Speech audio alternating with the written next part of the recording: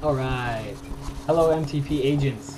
As promised, I am going to go through the MTP quiz, the food trivia quiz we participated in this week, and give you the answers and some rundown of the reasons for that.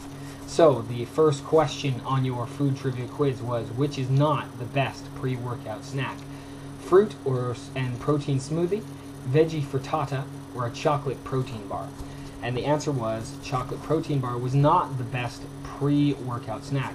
Reasons for it were the other two options had more natural carbohydrates in them, so you'd get more natural nutrients rather than a very high sugary content bar with protein in it. So protein is a nutrient that your body has to break down, whereas glucose and the ingredients in carbohydrates are broken down much quicker, and your body can use those for energy. But the high sugar content on the chocolate would make it so that you have a crash cycle in your blood sugar. So we want to go with a little more natural choice. On the second question, there are 3 things you should experience to warrant a post-workout snack. Name 2 of them. The 3 things were break a sweat, have elevated heart rate, and breathe hard. Now that doesn't mean just if you got a little bit of that you're warranted a post-workout snack, but those 3 things means that you've actually hit your exercise goal. So break a sweat, elevated heart rate, and breathing hard are the 3 things that warrant a post-workout snack. So that's like, well, that's a pretty example. How many calories are in 1 pound of fat was the third question. You better all get this answer right, and that is 3,500 calories. 3,500. 3,500 calories is equal to 1 pound of fat. So you can work your deficits based on that number. Number 4, 1 pound of muscle needs 35 to 50 calories a day to function. How many calories does 1 pound of fat need? The answer is 3 calories.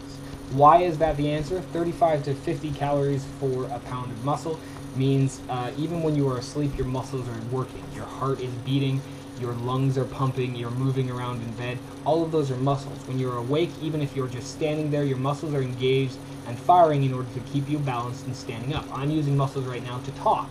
All of those things mean that those muscles burn more calories than your fat, which is its primary role is 1, storage of energy, 2, insulation, and 3, it is an impact, what's the word I'm looking for? It protects your organs, as your fat also helps protect your organs from damage. So all of those 3 things means it just sits there. It doesn't actually engage in doing anything actively, and so it only burns 3 calories per day. So 1 pound of fat only burns 3 calories per day. Next one, number 5. What is the most important information on the nutrition label? That would be serving size. The most important piece of information you need to know is the serving size. Everything after that piece of information is based on what the quantity of the serving size is. So if you have a box of cookies and there's 16 servings in the cookies and you eat the whole box, that means you have to times the nutrient information by 16. So that's where we get caught. If you get one of those big things of Gatorade and it says 50 calories on the side, if you read closely, it says that it's 3 to 4 servings for one of those big things of Gatorade, so it's equivalent to you drinking a can of Coke, calorie-wise, drinking one of those big things of Gatorade. So not very good for you on the sugar content side. Moving on. How many calories in 1 gram of fat, 1 gram of protein, and 1 gram of carbohydrates in your foods? And the answer was 9 calories for fat, 4 calories for carbohydrates, and 4 calories for protein. The fats being a higher calorie content is what started the whole low-fat craze, but we have learned through our research that it's not eating fatty foods that is the biggest issue, it is eating too many calories, especially high sugary foods where the calories are much higher in the foods, and thus your body stores those calories as fat. Moving right along. How are ingredients listed on your food label? What is the order in which they're listed? And the answer is by weight.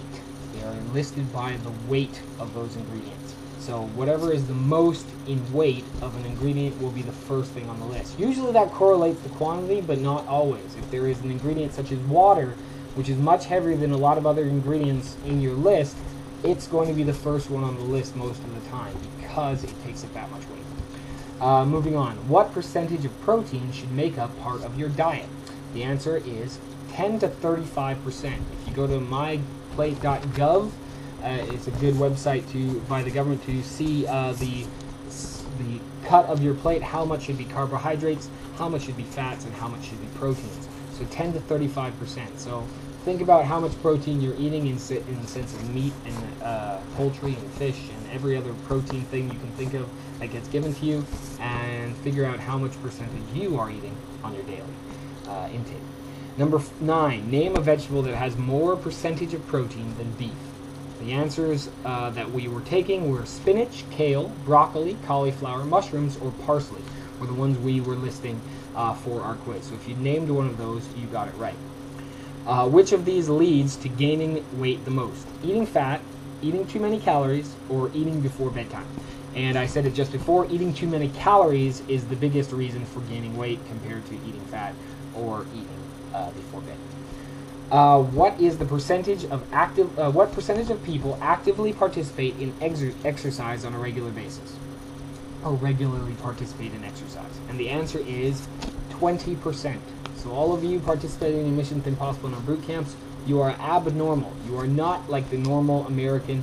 You are participating in a regular exercise. You are not normal. You are awesome. So keep it up. But that is the answer. 20% of the population actually participates in regular exercise. The rest of the population is not doing so. What percentage of people gain weight back after 1 to 3 years of losing weight on a fad diet? The answer is 90% of people gain the weight and more back within a year to 3 years of losing weight on a diet. If you're changing your eating habits so much so that you can't maintain those eating habits over the long haul, your body is eventually going to go back to its regular eating habits, and thus you're going to put the weight back on.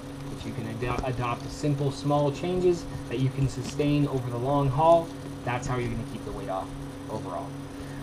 Name one facet of the best eating plan for weight loss. I asked you to name one of these 3, and that was a well-balanced nutrition, so knowing the percentages of how much you should be eating of each type of thing. Whole foods, so eating less processed foods, more whole foods. We want to be as natural as possible. And the last but not least, portion control, knowing how much you're actually supposed to be eating, as well as the balance of it. So are you supposed to be eating an entire cow, or just 8 ounces, or 6 ounces, or 4 ounces? Make that choice yourself. And then, what food do we get our primary source of energy from? What is the food that our body it processes the easiest to make energy? And that is carbohydrates. That was the first page of the quiz. I'm going to make a second video to cover the mix and match part of it.